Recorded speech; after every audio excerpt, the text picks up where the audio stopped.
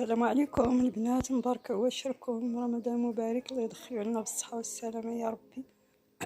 غادي ندير معكم سليلو سبق ليا ودرتو، هذا مختلف ان شاء الله. عندنا الزنجلان،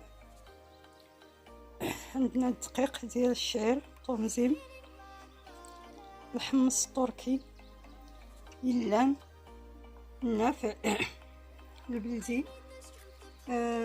هذه اسمها بعدا زرعة الكتان، حبة حلاوة، الكاوكاو، القرقاع للتزيين ما كنديروش في الوسط تاع سليلو، واللوز والبقيه الاخرى اللي حتى نبغي نخلط عاد نبينو.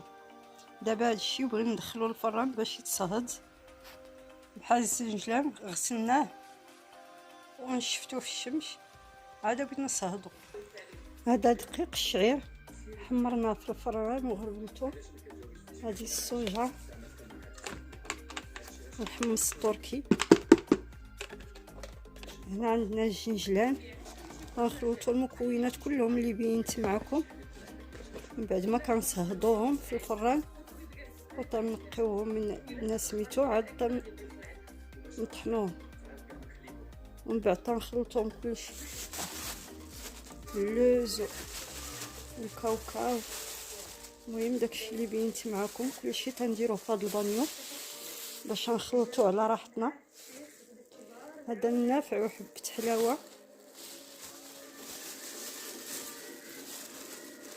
ندير نصهم ونخلي نصهم للشباكيه. هادشي تنخلطو كلشي مزيان، نخلطو هاد النواشف، عاد من بعد تنزيدو عليهم التمر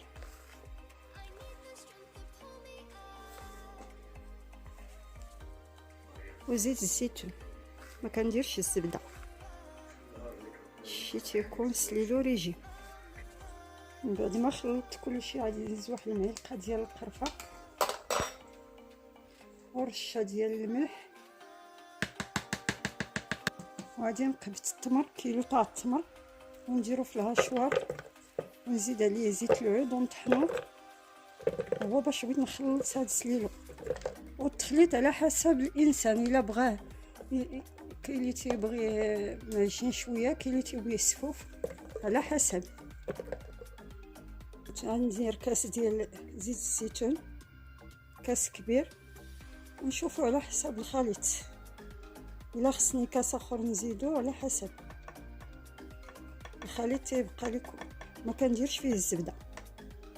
من بعد نخلطو غادي نتلاقى. يلا من بعد ما طحن التمر، ها هو واخا ما طحن ليا مزيان مع هاد الهاشوار عيانه، غادي نخويه ان شاء الله ونخلطو. درت 2 كيسان تاع الزيت، الكاس الثاني ما تصورش. يلا ان شاء الله نخويو نتلاقاو من بعد ما نخلط الخليط.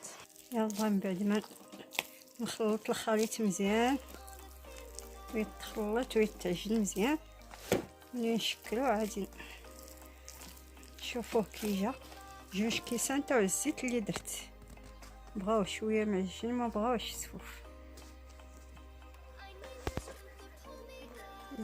من بعد ما خلطنا سليلو، ها هو ان شاء الله غادي نقادو معكم هنا.